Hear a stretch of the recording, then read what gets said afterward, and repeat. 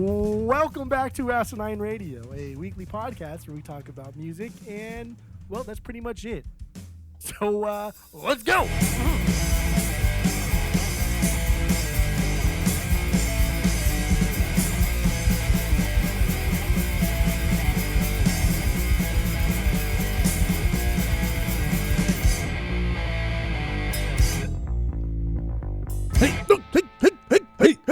This is Asinine Radio. This is the weekly music podcast where every week we get into our album rankings. This is where we take the band, the artist of the week, and we listen to all of the records, rank them from worst to best, give our biggest banger if we got any stinkers.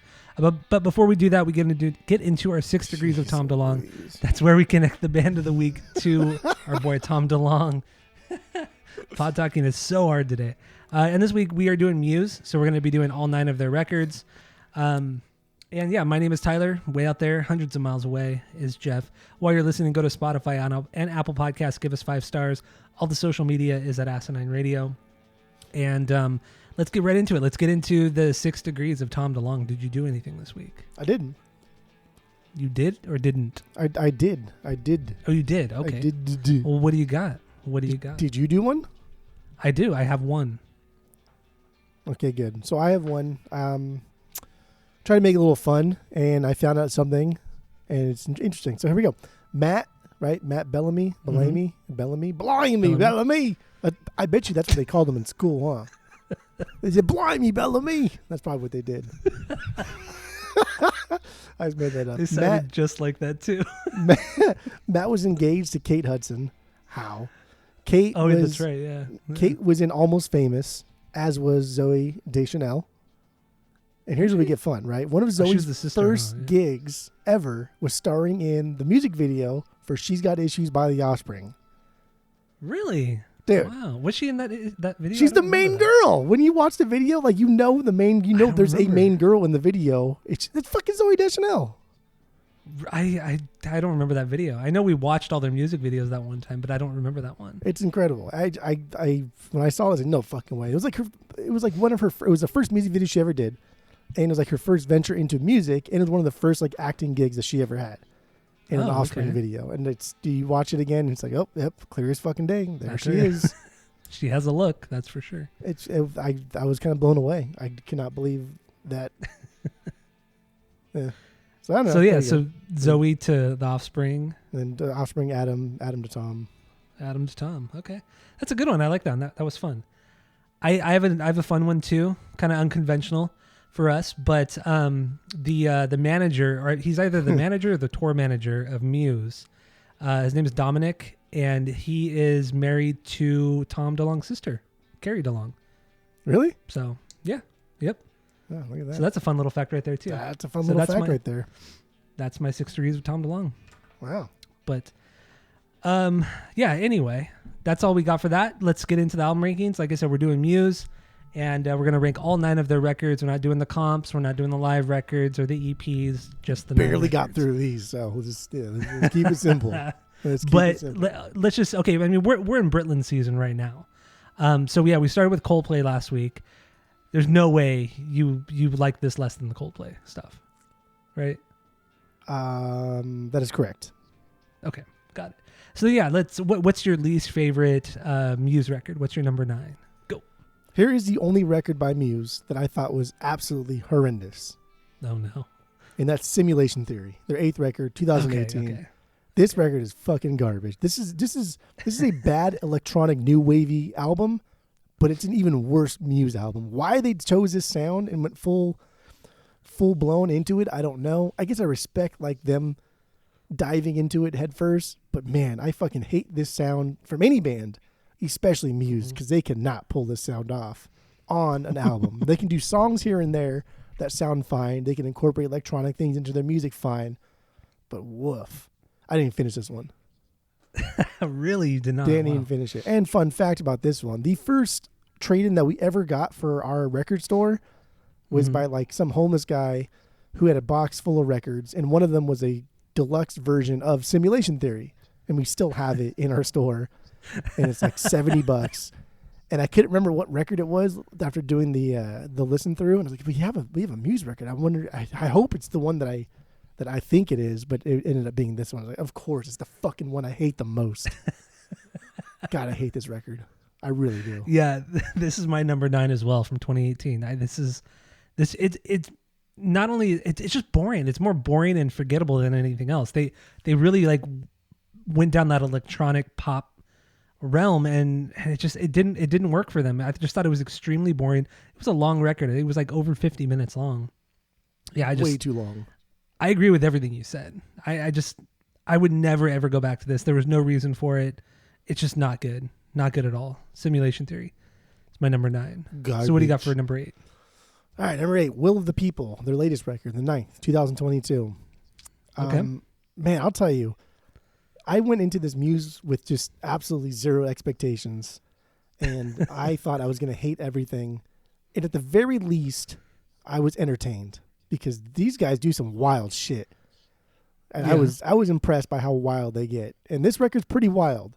It starts off sounding exactly like new Green Day era shit. It's just generic loud punk rock. And I was like, okay, cool.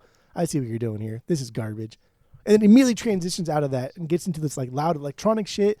And like they do a lot of Queen, and there's a lot of Queen still going on their 9th record. A lot of cool like vocal harms going on. And then it gets into like piano ballads, and then the piano ballads drop into heavy like later riffage, and I was like, damn, dude, this is wild. What is going on here? And I like the heavy instrumental bits of this album, and I think they're fun and like still aggressive and still kind of like super catchy. And dude, like Chris's bass tone has aged like fine wine. It's just from the beginning, it slays. It actually cuts through and it fucking slays. It's so damn good.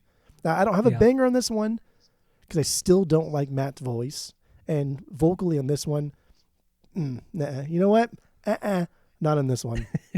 So I would never buy this. I'll never listen to it again, but I'm glad I did.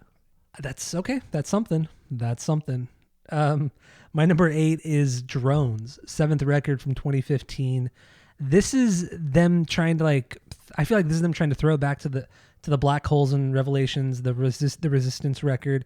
It has that like pop rock kind of feel to it with a little bit of experimentation, but it falls flat, especially after coming off the craziness of the second law off of that record, because that record's fucking wild. But yeah, Drones, it's boring. It's just it's not a bad record. It's just, I'll just go listen to Black Holes, or I'll go listen to the Resistance. There's no reason for this one. It's just like the B-sides of those records. It's just, I don't care for it really at all. But there is a banger. It's called Reapers. It's one of the faster songs. It starts with that like kind of like shredding guitar, kind of, I don't even know what it would really sound like, but kind of that shredding guitar. The main riff is really, really solid too. And then they throw like some of the dubstep stuff into the choruses, but it's like nicely done. It's not over the top. But otherwise, yeah, Drones honestly is a pretty forgettable record. So that's my number 8. Okay. What do you got for number 7? Number 7, La Resistance, The Resistance, their 5th record, 2009. Okay. I will say this is definitely ambitious. The song United States of Eurasia shows them like incorporating classical music suites as well as showing like their blatant Queen inspirations. Not rip-offs, because they're like telling you like, dude, we love Queen. Listen. And they're doing it, and it works. And I think it works really, really well for them, and it sounds great. There's a lot of note matching and riffs from the bass and the drums and the guitar, so it's just like that staccato over and over, that din din din din din din din din din din din. It's really cool. I like it. My biggest gripe with this is that the ending suite gets a little self-indulgent, and it's like 11 minutes long, and it's I don't think that's anything special. You guys you swung for the fences and you kind of like fouled out there. So I don't really care about that. But if you just took that out entirely, this would rank a lot higher in my rankings. Okay, that's fair. I mean, The Resistance is also my number 7. What's your banger off this one? I don't have a banger. No bangers. Oh, you don't have a banger. I would think like the song United States of Eurasia is like the standout track for me because there's a lot of things going on there. And I think it was very ambitious. That is a good song. It's a good song. But yeah, I agree with you that this is a very ambitious record. It's really just a more ambitious version of Black Holes. I mean, the pop sensibilities, a lot of that, the electronic stuff is very, very much Black Holes. But yeah, they do take it in kind of a more, I don't want to say prog direction, but definitely kind of like a Queen direction. A lot more of the piano stuff than normal.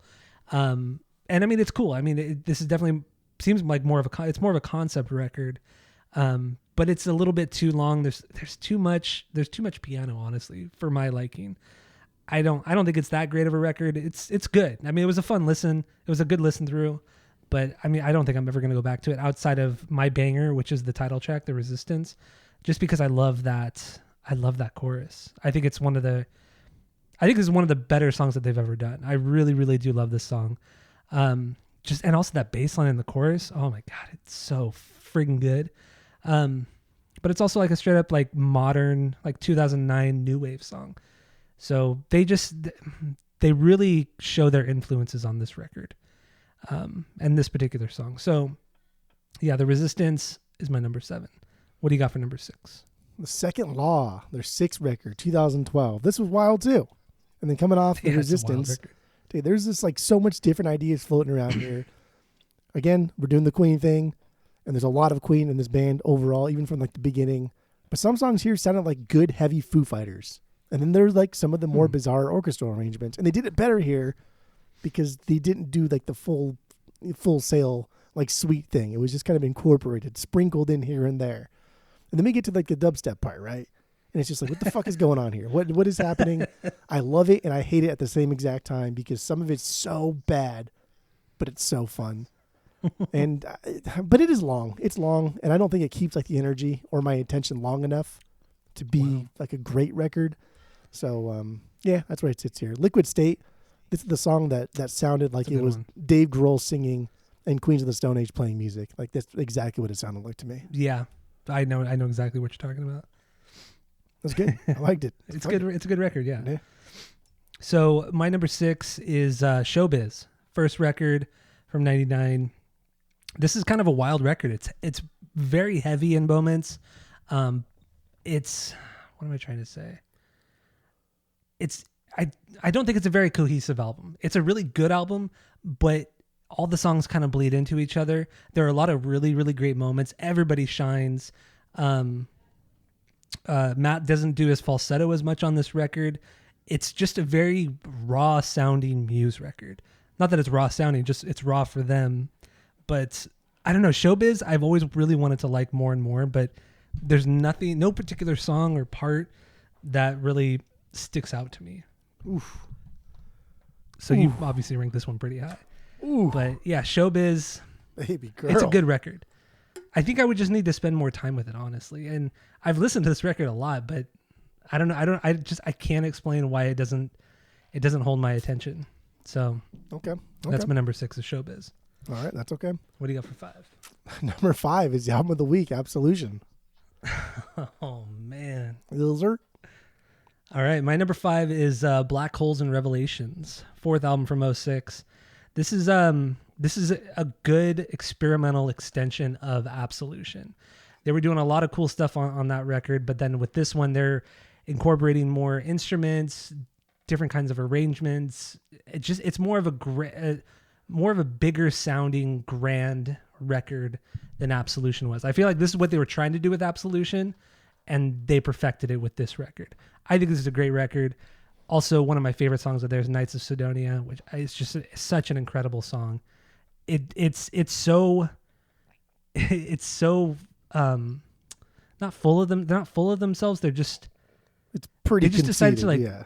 it is. But then when you read about like the making of the song, they did that intentionally. Like they wanted to make some of the most over the top things that they could. So they threw it all into this Knights of Sidonia song because it really is. It makes no sense. It's huge. It's like parts of it remind me of like the Tenacious D song, the end of the song. My God, what am I thinking? What am I trying to? Yeah. What is the name of the song? When they're battling the devil. Beelzebub. Yeah, Beelzebub. Yeah, Beelzebub. Yeah, that's what this song reminds me of. Yeah. And I don't know. I think it's a great record. I would get this on vinyl. At this point, I would get all of these on vinyl. Oh, baby boy. Yeah, I would get this on vinyl. Yeah, I don't know. I got nothing else on this one. Okay. Black Holes. Okay. So what do you got for number 4? Drones, kid. Drones. I can't believe you like this one. This album's pretty great musically. Like this is their heavy metal album. All the riffs were just like super aggressive, super heavy. And there's a lot of solos here. There's a lot of solos, and like he's not like a great soloist, but you can tell he's trying to like channel his inner Van Halen. And there's a song on here, and he does like the eruption thing, and it's not great, but like, damn, bro, like I give you kudos for trying. Like it's cute. It's cute when people do it, and they're not great at it, but it's cute when they're great enough to be better than me than I'll ever be, and I like it. I like it. I don't know. Okay.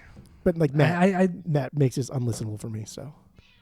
Matt makes it. Yeah, you really have an issue with his voice. He's just. I think. Oh God, I think he's so annoying.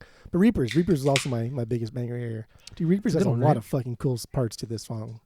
There's a lot of like heavy, like meaty metal riffs. Oh, definitely. It's some cool little solos and guitar leads too.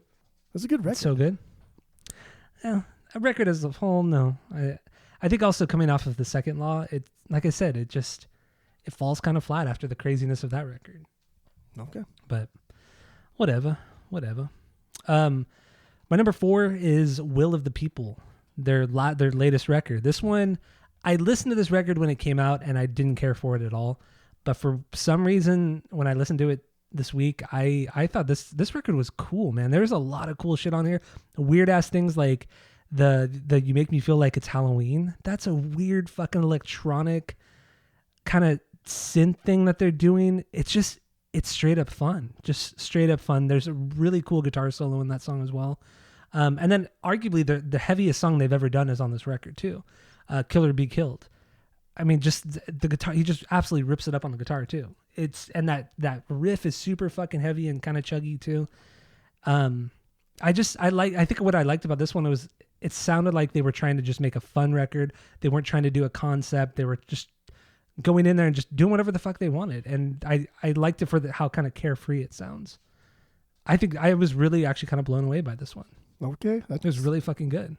I mean, I was blown away by all of these because I thought these were all going to be garbage, but they weren't.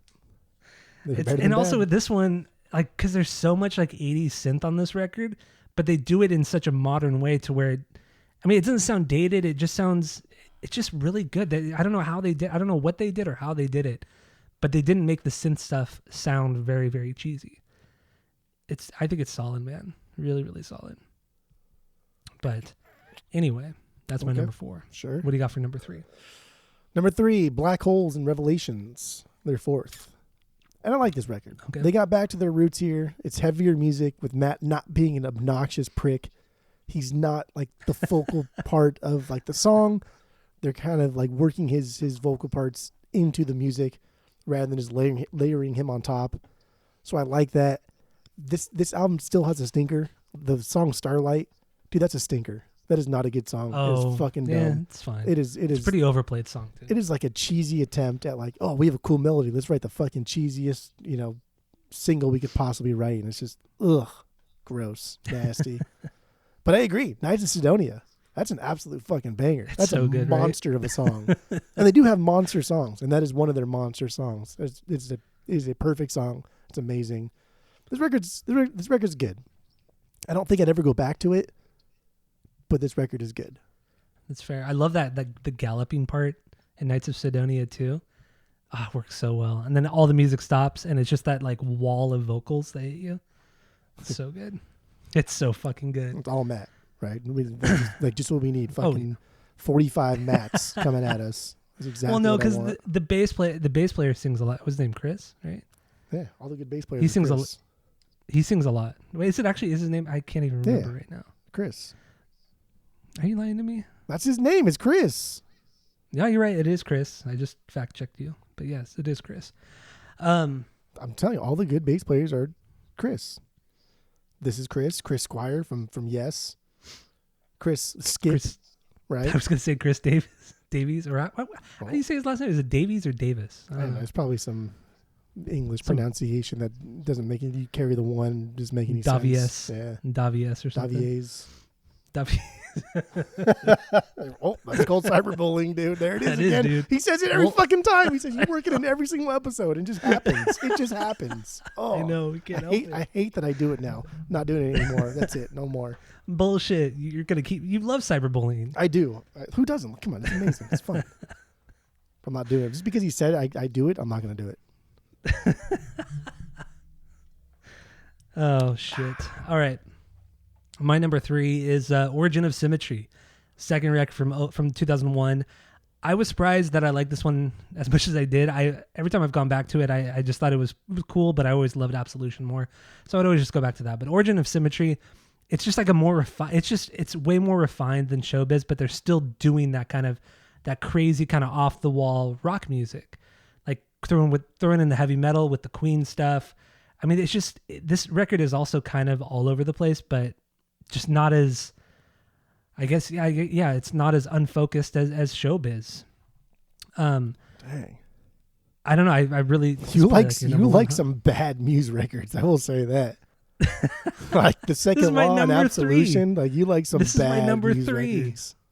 You're dumb. Also, what I didn't know until this week when I was reading about Origin of Symmetry is that this was originally released in 2001, but not in the U.S. until 2005, and the reason was because they were under Maverick Records, and they said, no, we're not going to release this record in the U.S. unless you re-record it and lose all the falsetto stuff. And they pretty much said, fuck you. They left the label, and then it was never released in the U.S. So I thought that was kind of cool. It was good on them. I like that shit over here. It's good on them for sticking to their guns, because it really worked out for them. But yeah, Origin of Symmetry. I don't have a banger. I just think I need to spend more time with it. I feel like some of the songs do bleed together, but they're really fucking good. There's some incredible parts on this record. So yeah, that's my number 3. What do you got for number 2? Number 2, Showbiz, their first record, 99. I like this album. I like this album a lot. I would get this on the vinyls. This was heavy in all the right places, and it was a nice contrast to Matt's vocals, or I don't know, set up some of the slower ballady parts. And there's a ton of like cool riffage here, and you hear them play with each other. Like all 3 guys are doing something a little bit different, but it's kind of like coming together. So there is a little bit of prog elements to that. And like, dude, there's a lot of cool shit in here. I know you said like maybe you need to spend a little more time with it. Like 2 songs in particular, like really, really stand out to me. One, Muscle Museum, just has an absolute insane bass line under a really cool like guitar riff. That's a very like Modest Mousey kind of space rocky guitar riff. And the other one is Sunburn. I mean, dude, certified banger there. Cool piano riff. Everything just built off of that piano riff. Matt slays on this song overall too. He has great like guitar riffage to complement the piano, and his vocals. They contrast nicely with some of the heavier parts of the song. It's one of the few times that I like, oh, I like the way you're singing here. Why do you have to be so annoying later on? I don't get it. You do, but Showbiz was legit. This was a good record. It is good. It is very good. I listened to, obviously my number 1, but I listened to both our album of the week and then Showbiz and Origin all today too. Because they're good. That's good. Good. I'm glad. I didn't think you would convert over to Amusement. I mean, I'm not Amusement at all, but I mean, it was just, again, I still hold firm to like, Matt is like the worst by far, the most obnoxious part of this band, and his singing, But honestly, he is a good guitar player though. He's not bad by any means. No, I think he's a great guitar player. I think he writes really, really great parts. I think he knows when to be heavy. I think he knows just a lot of how to like texture songs really well. And I have a lot of negative things to say about Absolution, but like the textures is, I think, like what really drives that one forward. Yeah. Which we'll get into. But he's fucking annoying, dude. It's just that like vibrato that he does do dude, it a lot. Shut up. Susan fucking Boyle over here. Jesus Christ. Another Britlander. There we go. I like her though. Do you? Why? Yeah. I don't know, because she's like plain old people looking. You know, it's like who's then the name Susan Boyle, like Susan. That's not a rock star name. I like it. She's probably like a plant or something, a record label plant. You think everything? This is a plant. That's a plant. Everything is. Who knows? We don't know. My number 2 is The Second Law, their 6th album from 2012. Absolution is your favorite. Jesus Christ. Oh my God, you fucking motherfucker, dude. This is unreal. You would have the same reaction had I said it was number 2. What is wrong with you? Oh God, dude, I just choked on something. It sounds Sounds juicy. Oh man. All right, so yeah, The Second Law is my number 2. I do love this record. This record actually kind of blew me away when it came out. It's so out of control. There's every song has their own unique sound to it, but it's still a very cohesive sounding record. And it's just they're dabbling with the dubstep. And honestly, for a band like this who aren't DJs and shit like that, I think they did a great job utilizing all the little dubstep things. Like even in like the big song Madness, the second song on the record, that's all like dubstep bass wobbles and all kinds of shit. There's like almost no guitar until you get to the guitar solo. And yeah, I don't know. I love the different styles on this one. And just some absolute fucking bangers. Even Madness. I mean, it's a single, I get it, but dude, that song is it's an absolute banger. And I love that little guitar solo in it too. It has like the right amount of crunch and distortion in it. So good. But my banger is Big Freeze. This is like that big anthemic song. Reminds me a lot of like Angels on Airwaves or like a better U2. There's just some really cool shit on that one. What was it? Not Liquid Death. What is this song? Liquid State. Liquid State. That's another great song as well. The opener, Supremacy. That's a fucking banger too. Like every song on this record is fucking awesome. It's so good. So yeah, The Second Law is my second favorite Muse record. I will give him more kudos too, because this one's produced by the band. Like it's not produced by some big DJ name or someone who has produced other big DJs. This is like the band. So for them to understand like what people like about, but it like our dubstep is not even actual dubstep, right? It's like the watered down version of what techno dubstep actually is. So for the band to understand what the people want to hear and then produce it themselves, I respect that. That's cool. That's cool. And then back at this time in 2012, they put out this record, and then Korn put out their dubstep record as well the same year. And dude, this record is way better than that Korn record. I mean, the Korn record I like a lot, but they had Skrillex was on there. Fucking I can't even remember the other guys. Dotsick. Yeah, there's like 3 or 4 other guys on that record that helped create it for them, along with Jonathan Davis. But even in the end, like it was a little bit weak. It could have been way better. But the way that they did it on this Muse record was it was perfect. It was so good. I mean, even like talking about Skrillex too. Like Skrillex is arguably like the biggest name in like watered down dubstep, or actually like I don't want to say watered down, or even like electronic music. Yeah, right? But that was he's up there. That wasn't way before this album dropped. That was like a year before Muse dropped this album. A couple years, yeah. So like the fact that Skrillex is still getting big and big and big, because Scary Monsters was big and like the Bangarang was getting bigger.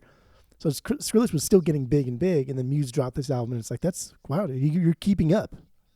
What do you got for number 1? What's your favorite Muse record? Well, I want to hear yours first. Oh, mine's Absolution, obviously. Just want to hear you say it. Speak those stupid words. That's so funny. Oh, that got me good. Okay. I'll laugh then, eh? Yeah. So Origin of Symmetry, their second album. I was playing around with the idea of putting this one at number 2. And I listened to this album 3 times this week, and listened to Showbiz 3 times. God, I'm still reeling from that. These guys are. This album is like a heavy metal mixed with psych rock, mixed with just like good old fashioned hard rock. That's what's happening here. Yes, Matt continues to be the worst singer ever, but at least there's so much aggression in this album, so much angst in this music, that you kind of forget that he's annoying as fuck, and he kind of just takes like a side stage. His singing becomes just like ambient noise at certain points, and everything just hits so hard. And even the songs that start off with Matt in the front, I like, because the music makes him sound even goofier. That leads for good layering, right? Like they're kind of leaning into that, like, hell, we have a good lead singer, so let's put him in the front and then be really aggressive behind him, so that way people don't take us too seriously, even though we're really good. And I like that. The song Feeling Good, dude, they end up and this is a weird thing that I like this song so much too. They end up churching this one up a lot with a really aggressive parts, and this song is pretty dope because they modulate Matt's vocal part in the bridge, and this is one of the coolest things they've ever done. And it lends for this really rad, like jazzy late 40s nightclub feel. You imagine like Peggy Lee or something out of like fucking Roger Rabbit is what's going on here. And it's just Like, what is going on their second fucking album? They're already like doing this weird prog thing, and the entire song shifts into this weird Dick Tracy sounding fucking club. I don't get it, and I was hooked. I love this record. Wow, I love this record. I love it. Man, when I was going back and I listened to Showbiz before you did, and while I was listening, I was thinking in my mind, how much you're gonna hate this. Like, you're gonna have a miserable week if you. I really thought you were gonna hate the first 2 records, and I thought you would turn around on Absolution, but I was completely wrong. Completely wrong. Absolution. Oh, that's a record, dude. That's Why'd a you record, dude.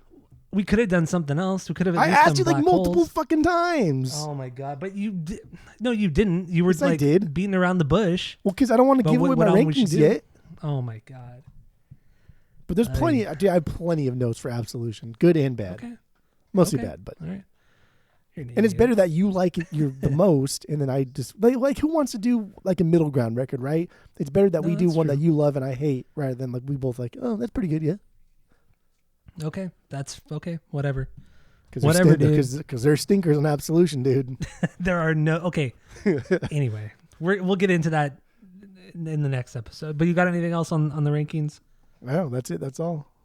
All right. Well, thank you all for listening. Go to Spotify, Apple Podcasts, give us 5 stars, and that's it. That's all. Apple- Get out.